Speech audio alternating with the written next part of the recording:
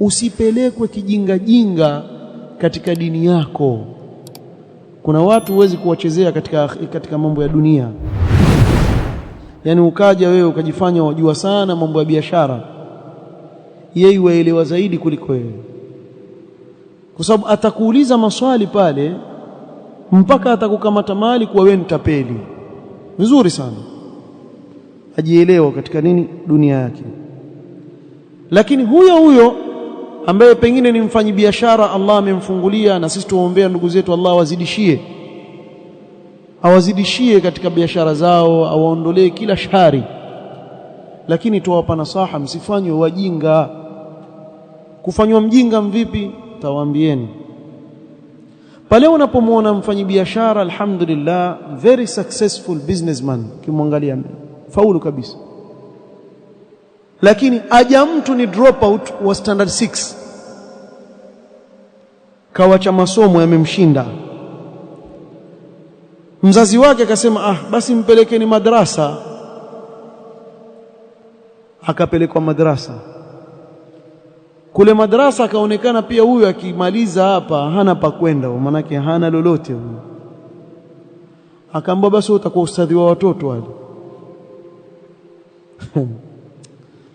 Wale watoto pale aketi na wao na fujo na nini, basi ni kama daycare pale, babysitter kawekwa pale na watoto.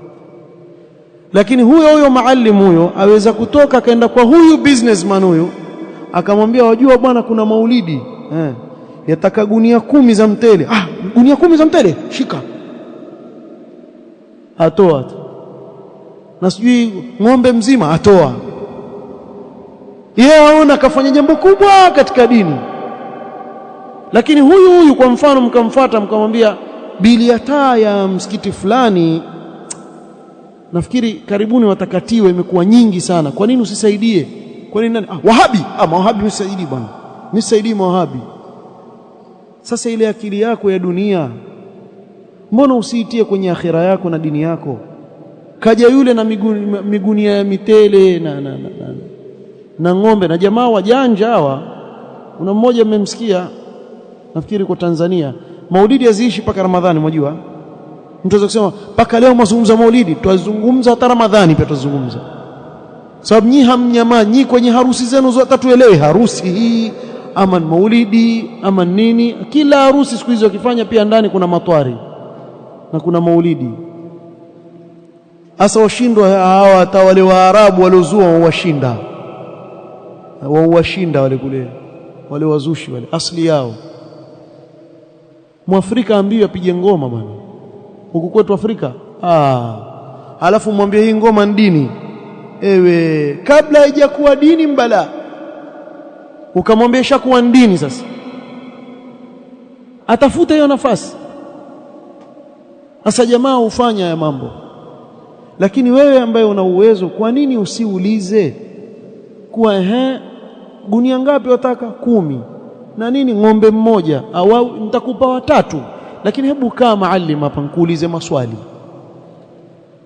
Hili jambo wataka kulifanya, ametufundisha Mtume sallallahu alaihi wasallam tufanye hivi.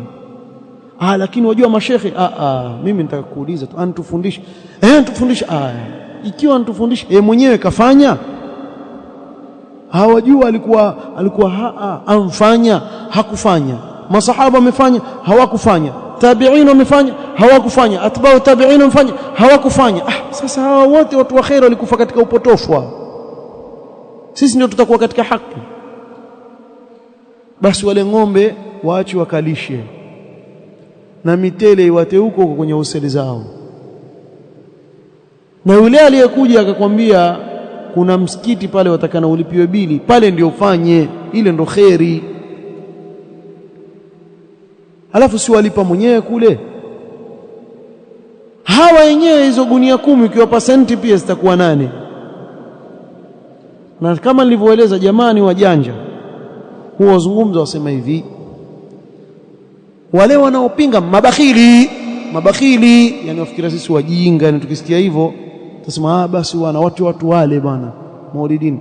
Twasema hukukatazwa kupika chakula, kuwa mkarimu. Hukukatazwa kupika chakula, lakini si kwa ajili ya bid'a, si kwa ajili ya bid'a. Waweza kuja msikitini Ijumaa, watu wamekusanyika wengi, kwa mfano akasema bwana, leo lunch juu yangu, ukawapikia watu wakala msikiti mzima. Waweza kuja Alhamisi, watu wamefunga msikitini, wasema leo iftari bwana juu yangu, na walisheni nyinyi sadaka. Waweza kuja Jumatano, watu wambangaiza pale msikitini wachache hivyo, basi leo bwana naita sinia 3 za pilau hapa. Nani ankukataze? Kukatazwa, toa sadaka. Lakini tuwaambieni hawa mashekhe wa kisufi hao wawadanganya kwa njia hizo wanazozitumia, njia za kula. Wasikuambie kuwa hatukuja kufuata pilau. Mimi nawaambieni kitu kimoja, wallahi ahlif lakum billah, na wapa challenge watu wa maulidi wafanye maulidi mwaka mmoja tu bila ya kula, mwaka mmoja tu, kama watu wote wawe masalafi. Utasema kule ilikuwa tufuata kula, tunajua hakuna elimu. Si afadhali tuende kule hakuna kula lakini kuna elimu? Kwani watu wafikiria wajinga? Ati wafikiria sisi tunkuja kutoka huko tunkuja kufuata pilau. Msipike maulidi mwaka mmoja tu, waambie maulidi ya mwaka huu hamna kula, mkurukaruka na kwenda zetu katika jasho pale uende. Wallahi nawaambieni hivi, watu watauacha ukhurafi, wengi watauacha ukhurafi. Na ndio mtajua kuwa ile watu wengi, msijiona tu kuna watu wengi hapa hata hawaelewi mmefanya nini, wakuja kufuata biriani zao wale pilau wale. Mimi nina sahibu zangu kwa Majengo, si mimi nazaliwa Majengo, sikuzaliwa Nyali huko. Kila siku waniletea salamu, mwambie bwana shekhe huko tushakubali bwana maulidi mbida, lakini watu wate tule pia chakula mbida. Wanaambia mimi nishajua. Wasemazi wazi tena bwana, moto bwana. Na wengine ula marungi kwenye maulidi zao, ula marungi nje, ikifika time ya kula iwatema aje kula mtele. Nao ukiwauliza sasa hii sawa pia, humul qaumu la yashqa ma'ahum jalisuhum. Hakikana wao mtu apati tabu yeye, atumie dalili sahihi mahali ambapo si pake. Yaani apati tabu, maana yake hakosi kula, ndio maana yake. Kwa hivyo kufuata manhaju salaf ni wajib, si khiari. Si khiari, ukitaka utafuata, ukitaka ufuate. Ukiiacha ni uingia kwenye upotofu. Moja katika mawili, imma shakiran wa imma kafura. Hakuna manzila baina almanzilatayn, ni imma uwe katika haki, famadha ba'da alhaqi illa ad-dalal, ama uwe katika upotofu.